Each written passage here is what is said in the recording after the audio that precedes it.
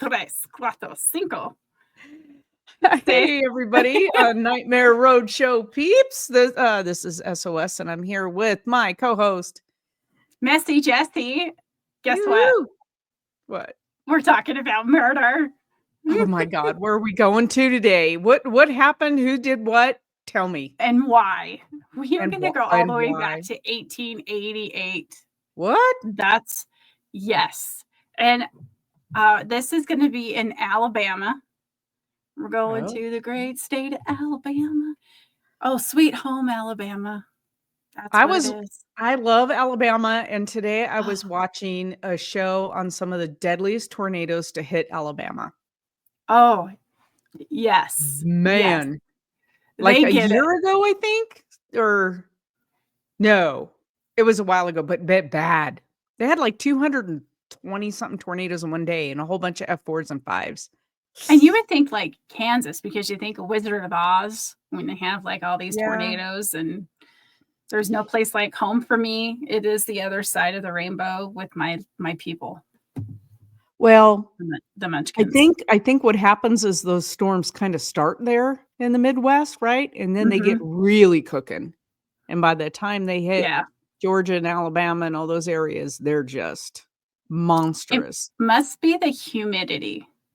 It is the heat and the humidity, right? And the clash of those fronts, but not to get sidetracked from murder here, but one of these tornadoes was so severe, so strong, it ripped people's tear ducts out of them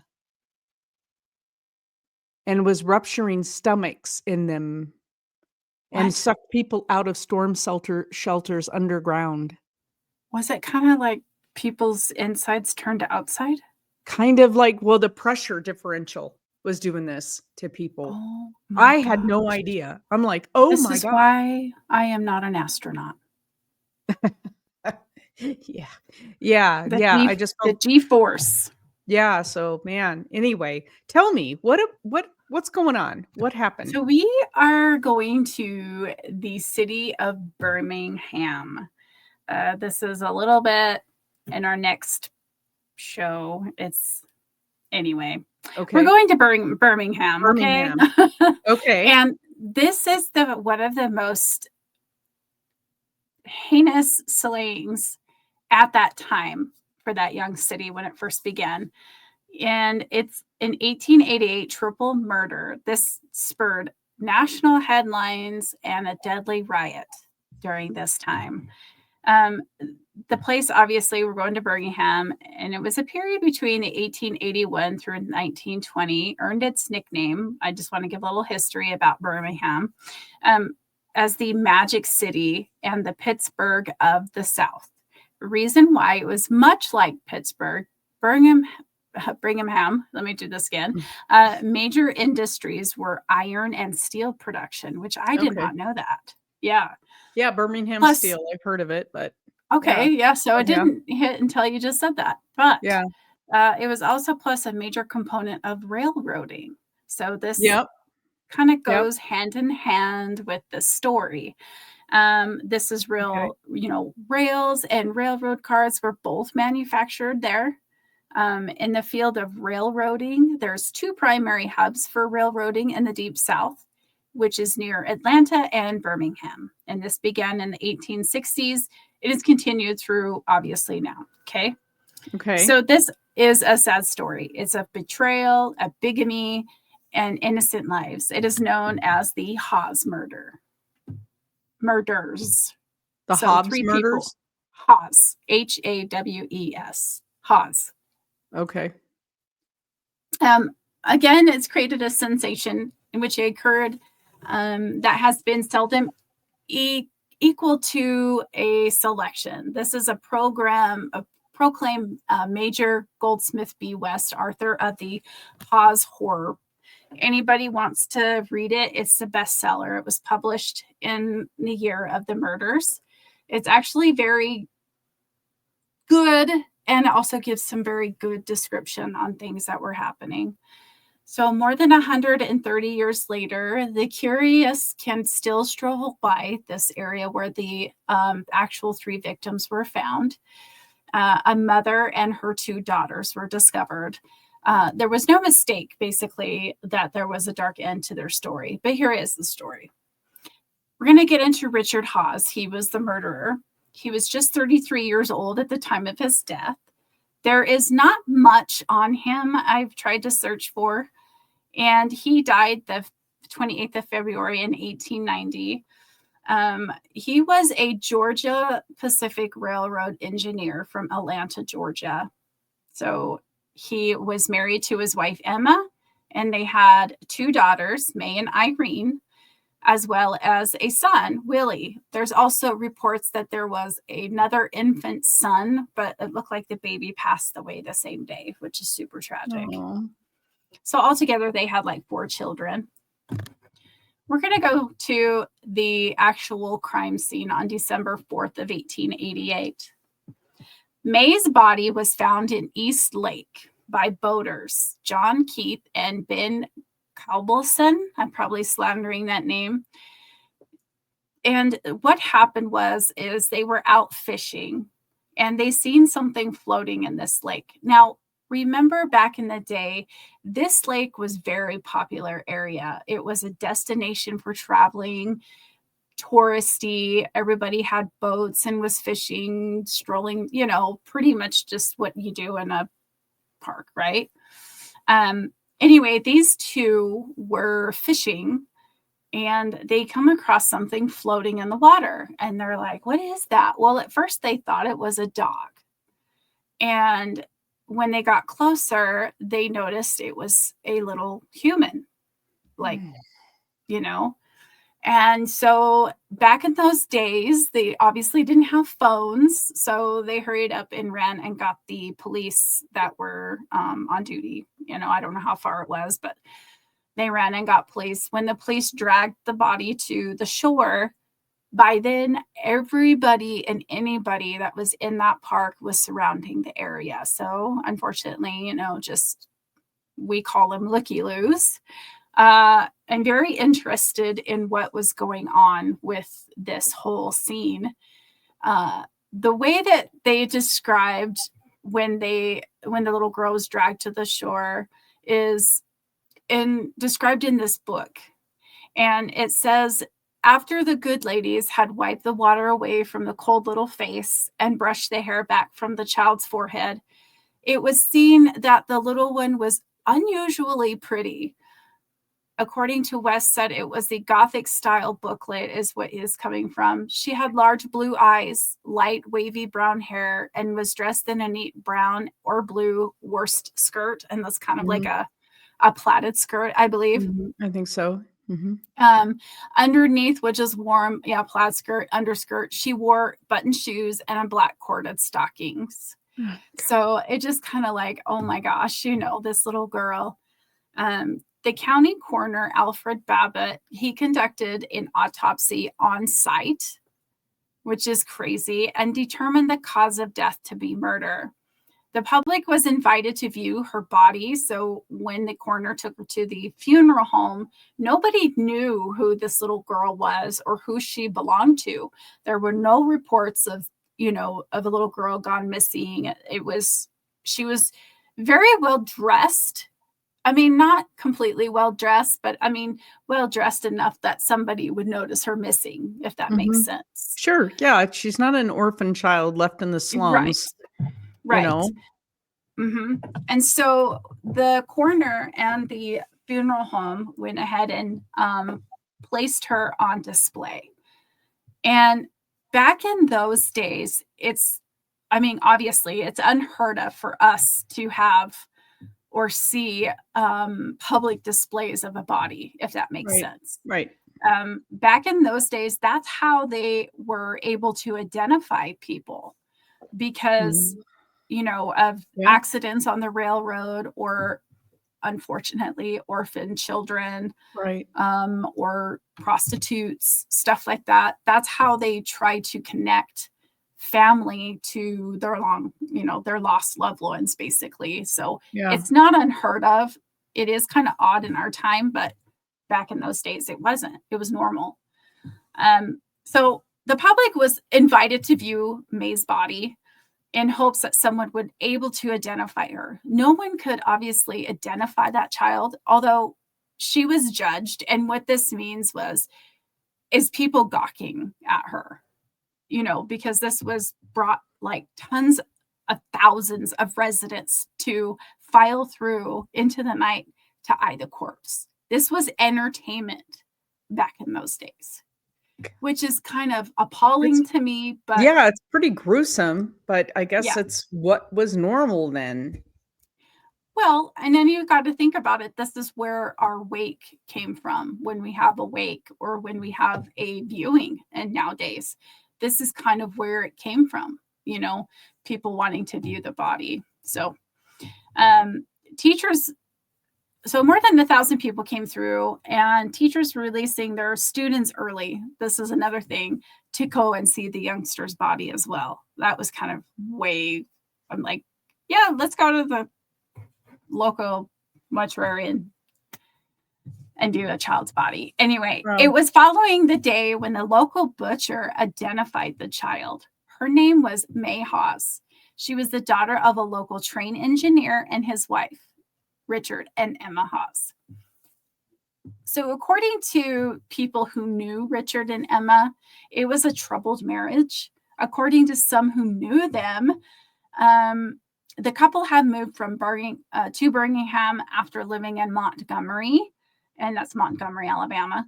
Mm-hmm. And before then, Atlanta. Richard was often away driving locomotives on the Georgia Pacific line between Birmingham and Columbus, Mississippi, leaving Emma to care for May and the two younger children, Irene and Willie.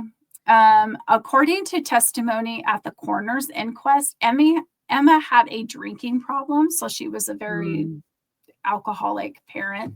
So, I mean, which when you're like that, you're kind of absent because you're so dependent on that, Yep. And so there was testimony that people would come in and take care of the children and the mother because she was too either hungover or intoxicated to take care of kids. Some had heard that Richard and Emma were going to be divorced or were divorced, and that Richard had left town for good. In any case, this location of the couple and other children were at the moment a mystery when they figured out who this small child was. There was a lady who testified. Her name was Fanny Brandt during the trial. And she said that she was the woman who washed and cooked for the Hawes family.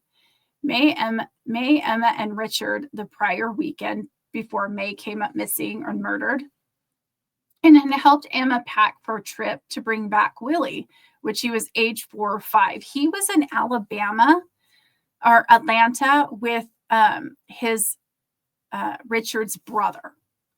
I don't know why this 4 or 5-year-old was with an uncle, but at any rate, maybe it was because it was easier on Emma, or he had a close relationship with his uncle. Nobody really knows the whole story. Yeah. So yeah, according to like a 2006 recounting, when they redid and looked at this murder, they think that Fanny had more to do with this murder and this case than what she led on. So it was crazy. In a strange coincidence of events, the same evening, a telegram arrived in the offices of the Birmingham Herald newspaper. So back in the day, everybody did telegrams. You know, and this, so you hear the dee dee dee dee dee or dee dee dee dee dee dee dee. God bless them. I lost myself at the dee dee. Right. It was announced that Richard Hawes, one of the most popular employees of the Georgia Pacific Railway, which obviously he was a very popular engineer, just married a woman in Columbus, and Hawes and his new bride were traveling by train to Augusta, Georgia. The telegram stated where they planned to embark on a wedding trip through the East. So he decided that he was going to get married still married to Emma. And this is where the suspicion started. Okay. When May disappeared, the investigators were like, something is not quite right. This is also, I just want to note, Emma and the other child, Irene, has not been seen. So the investigators come in. They're like, okay, where's the mom? After she was identified, of course. And they're like, where's the mom? Can't find her anywhere. The other daughter can't find him. They didn't know at the time where Willie was either. So this was kind of like, it wasn't what Birmingham leaders desired, of course, this whole murder thing. Right. And so when they went into the house that they were occupying, which is no longer there, the investigators noticed that there was a bunch of blood droplets all over the place. And they were like looking, there was also drag marks. So when they were, doing their investigation, they noticed that drag marks kind of went out and going towards the lake, right? Okay. And so they're like, this is weird. So they went over to the lake, and then they're like, you know what? I think there's something going on here. Mm-hmm. So they decided to go ahead and start dredging the lake. And that's when, after I think a couple days, is when they dreaded up Irene. And oh my God. Yeah. So, and so when they did that, they're like, okay, now we got to start looking for Emma. That's terrible. I know. And they were speculating that Richard Hawes murdered his family so he can be with this new bride. So, what better way is not be a man and say, hey, I'm not happy anymore. I want a divorce. Instead, let's go kill your family. Sounds hauntingly familiar to the case out of Colorado, Utah, the Watts case. Yeah. And the Daybell case. Oh, yes. And that too. So many. Mm-hmm. Yep. Yeah. So authorities waited at the station when Hawes and his new bride came through, when he was arrested, still dressed in his wedding suit, for the murder of little May. According to the accounts, Hawes said little bit. He never said anything except to express that he was innocent of the charge. Of course he did. Yes. Yeah. Yes. So when he was arrested, we have to also remember that this was during the time post-Civil War. So the New South in this industrial city, fueled by mining, manufacturing iron and steel. This among rush of new arrivals were more than fair to share of questionable fortune-seeking huskers and, people who filled the saloons. Frequent is brothels, of course, and sometimes clash in ugly drunken brawls. Despite this much celebrated visit, President Grover Cleveland, which was like in 1888, this area struggled to defend an increasingly tarnished image because of this murder. To make matters worse, when he was arrested, it sparked a huge escalation of competitive reporting, which is like by the Age Herald and the uplifting Brigham Evening News and correspondent from Atlanta's Constitution Dispatch.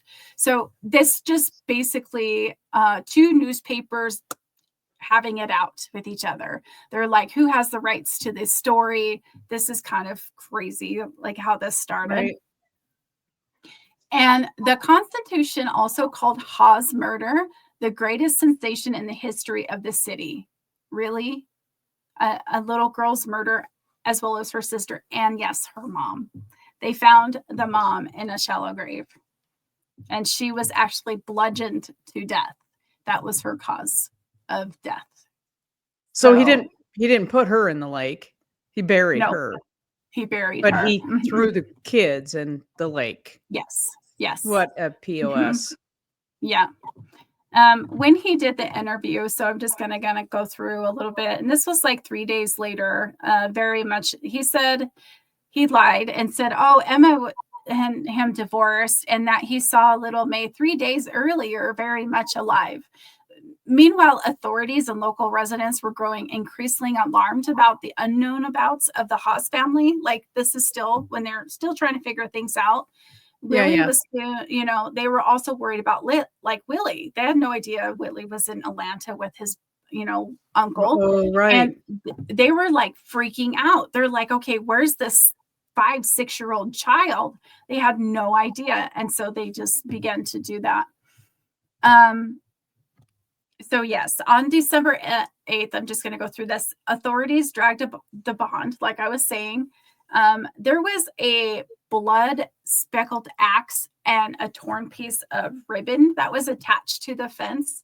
And that's kind of how they knew where to start, because they're like, this is weird. Yeah. Yeah. And I do want to apologize. I wanted to say they did find Emma's body in the lake. I was just confused there for a second, so I apologize.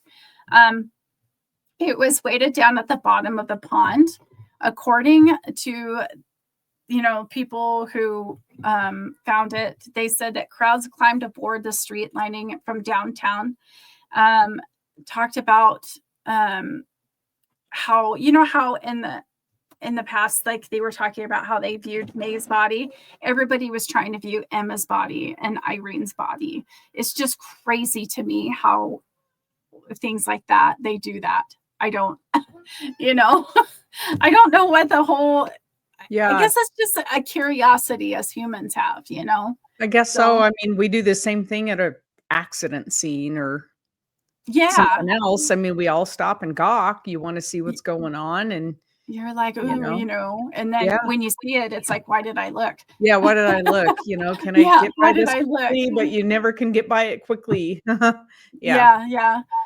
When they also dreaded the pond too, when they found Emma, they were still looking for Irene. And because Irene was so smaller, she was actually weighed down with like bricks. Like he weighted down the bodies. And the only reason why they found them is because they dredged the pond. And then they also drained the pond, and they were able to find them. And this is a huge lake. If anybody ever looks it up, it's huge. It was a huge area. So it took quite a few, hours and probably a few days to do this. And what was the time frame? This is the 1800s? Yes, 1888. Mm-hmm. Yeah. So, yeah. I mean, we had miners in there. We had people from the city, and as many as a lot of officers or police officers or whatever they were back in those days working to solve this case. So, yeah. So they're dragging the bottom of the lake, it's slow going. Yeah. So, oh God. Yeah, it was crazy. So not only did this murder cause a lot of unwanted press, crowds of when Richard was in the jail, when he was arrested, there was a scene that started at local bars there. And there was some people, it was kind of like a vigilante kind of thing. The crowd started. So one crowd started in one bar, and then they started going to other bars. Like I said before, there were tons of saloons and brothels in this area during this time. And so it's like, let's go bar hopping is what I called it when I was younger. Yeah. But let's go talk about this crime scene, and let's take care of Mr. Haas ourselves. You can't even blame them. I don't blame them. No, I don't. I'd want to do the same bloody thing.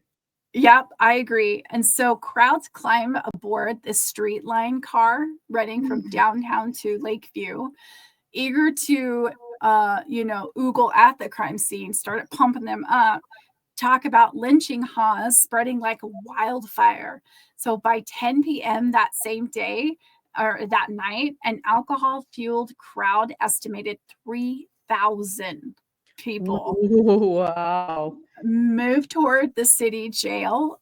On scene were law enforcement, civic leaders, and law enforcement, and a newly elected mayor, A.O. Thompson, Sheriff Joseph Smith, and they pleaded with the crowd. They're like, calm down, we can't do this. But then there was a gunshot, and it was heard, and the police started opening fire.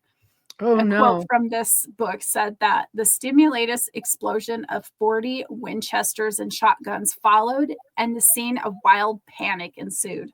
According to the Hawes horror book, and I read some of this, dead and dying men were seen to be lying in the street on the sidewalks.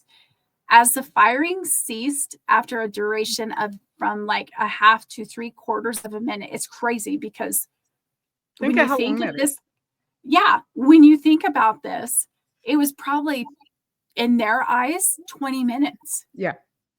But it was only 3 minutes. And so they were both firing, like the police were firing in the crowd and the crowd was firing. And the crowd was firing. Uh-huh.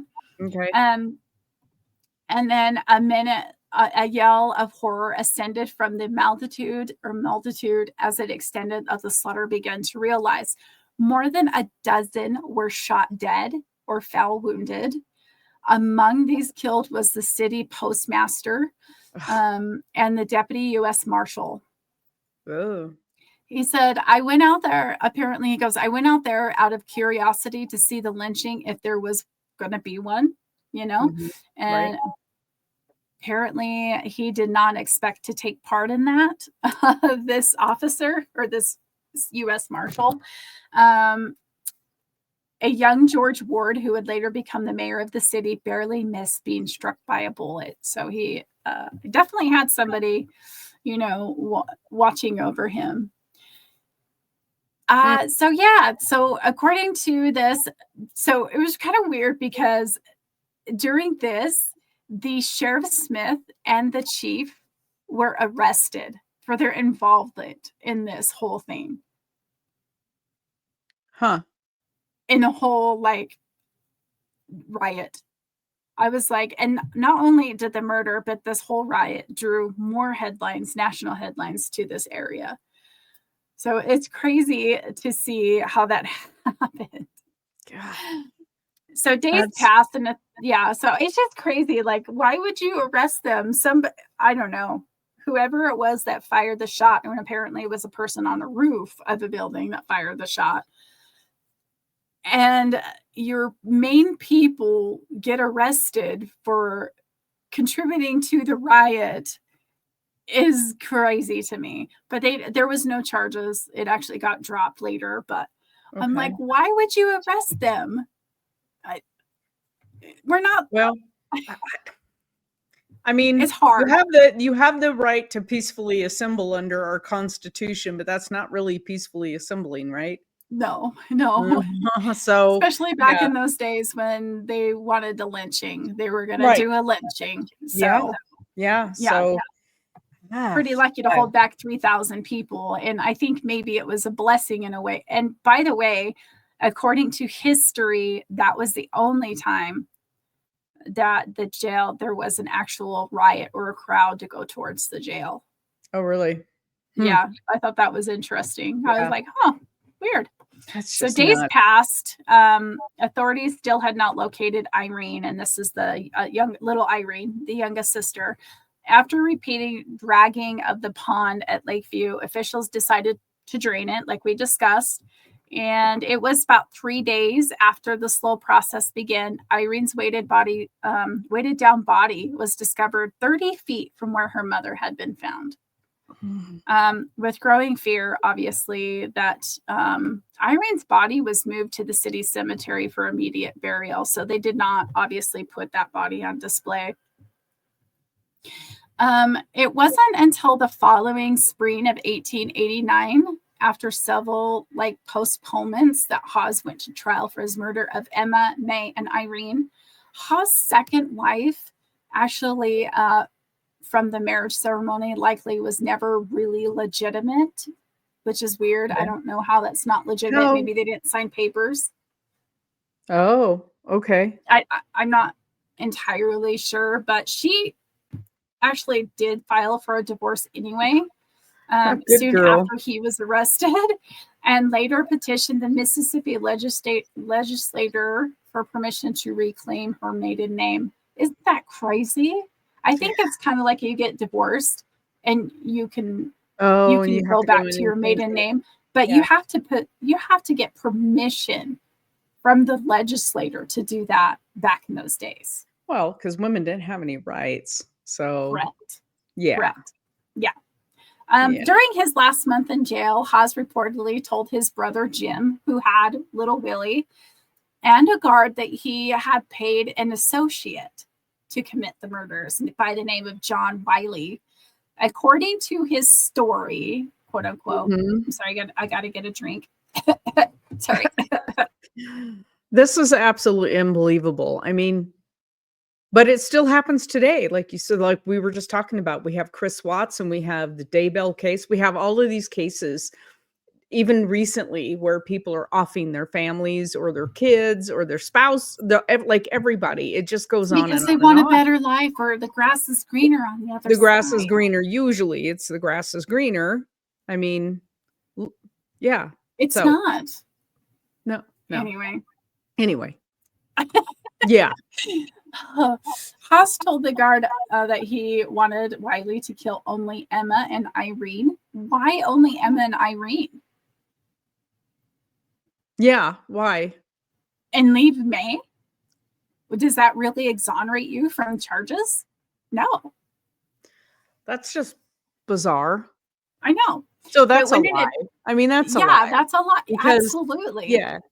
yeah, maybe May was his favorite daughter. I don't know. I don't know. It's hard to know. May would rat her out. How old was May? May was, I think she was 6. She'd rat her out. Well, maybe not, right? Yeah. If she didn't know who this other guy was. If that's I don't know. I don't know. I don't know. It's just like, why would you want to kill one daughter and leave the other anyway? I don't know. People do weird things. So when it appeared that May might know something about the 2 murders, which maybe this is why, because maybe she's seen him kill Mom and Irene. Oh. And then he's like, well, crap, now she's my witness. Well, yeah, she can identify me because she's old enough to identify me. Yeah. Yeah. Huh. Yeah, so he decided, this is what he said, he decided to intoxicate May and drown her at the East Lake. Intoxicate her? Yeah. Like with laudanum or something? I mean, what? Chloroform. So that's he not intoxication. Right. Yeah, he probably took, yeah. Mm-hmm. Knocked her out to make her pass out and then, drowned her in the lake. Jesus. When the guard made this alleged confession public, Haas denied it. He said, I didn't say that. I didn't say that. I don't know what you're talking about. Wow. So during the trial, Haas maintained his innocence in the case, but built on circumstantial evidence. Although he was charged with 3 murders, the prosecution only focused mainly on the slaying of little May. The trial lasted less than 2 weeks, and then the all-male jury deliberated for less than an hour. They convicted Haas of first-degree murder. His death was sentenced by hanging. Yeah. Appeals to the state Supreme Court were denied. So it's not like today where you can do these appeals within 5 million years. Right. And just keep appealing and appealing and appealing. And yeah. Right. You have like a few days to appeal the decision with the Supreme Court. Yes. Yeah. Anyway. Yeah. While the appeals were pending, get this, a circus promoter proposed putting Haas on display as part of the sideshow. Oh my God. Yeah, let's risk him getting out of whatever contraption you're going to put him in. Well, yeah, I think they wanted just to put his body on display. Okay. Which is not unheard of back in those days. Why not? Your little girls were. Yeah. Well, you know? After dispensing, after this, so that lady that we were talking about that took care of the family, when the Mhm. evidence later came, she testified that he actually left the house and he wanted to marry this other lady. And so it was noted that she probably had something to do with the murder and helping murder these Emma and the two girls. God. They found later some evidence, which was really interesting, that her name Fanny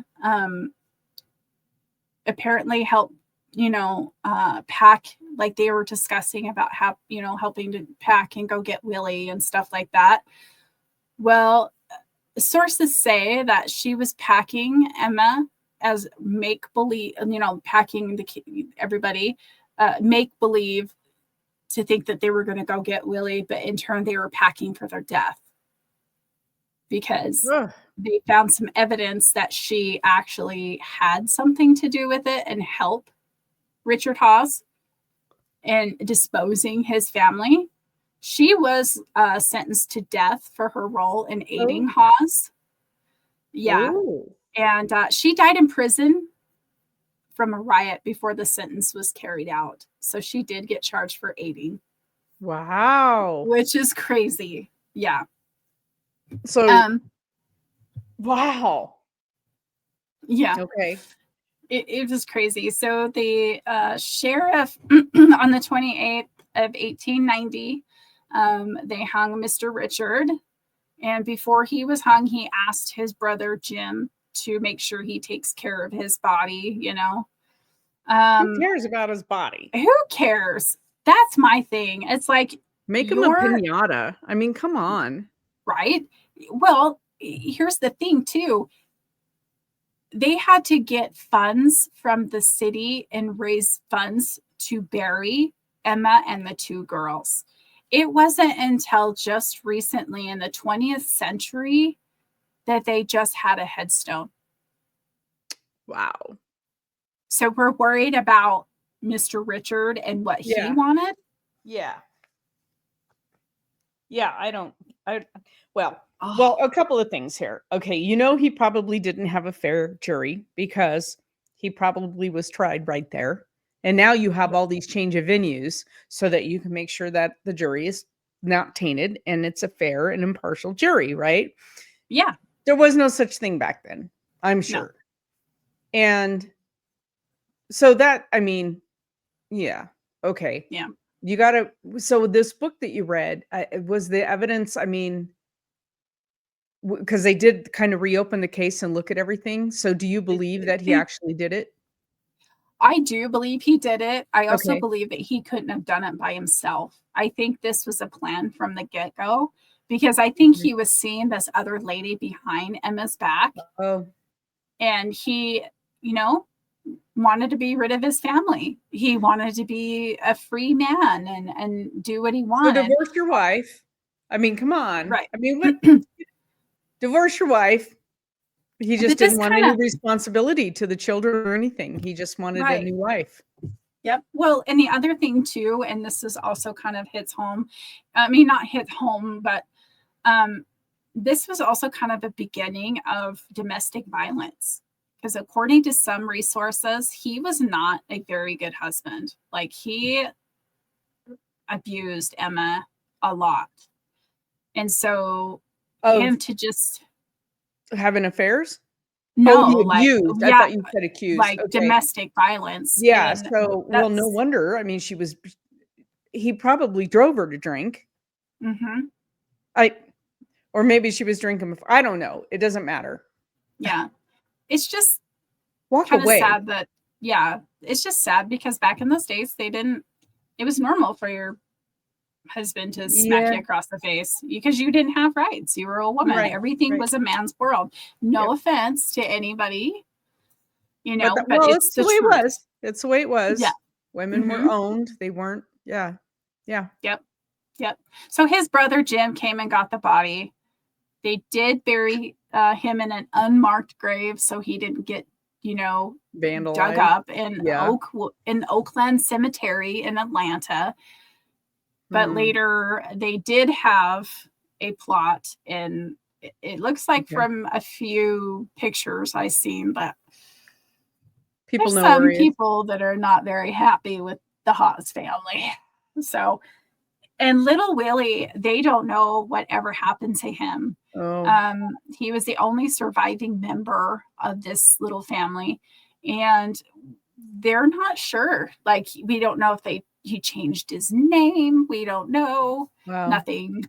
So, yeah, wow. Kind of a long-winded story, but yeah. Well, it's wow. Like, holy hell. I cannot get over people who okay, I'm just going to murder my family and start a new life. Like, nobody's ever going to figure this out. Right. Especially today. Okay. Hello. But I mean, even back then. Yeah. Even back then. I mean, yeah, I never felt bad for his new wife. She probably had no clue. No clue. Wait a minute. Okay, I'm lost here. Wasn't she the one arrested, or was that someone else? Who? There was he married a new wife.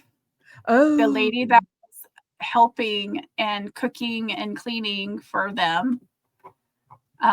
She was kind of like, I believe, a family friend or a neighbor.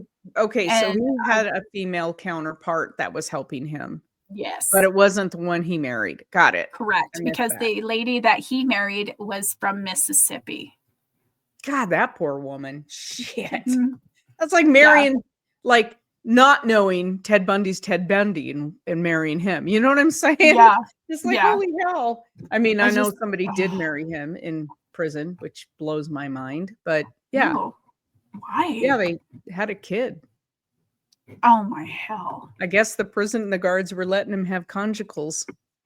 I guess you can if you're married. Well, apparently he wasn't supposed to be allowed to have conjugals, but everybody was kind of turning a blind eye or watching. I don't know. Ew.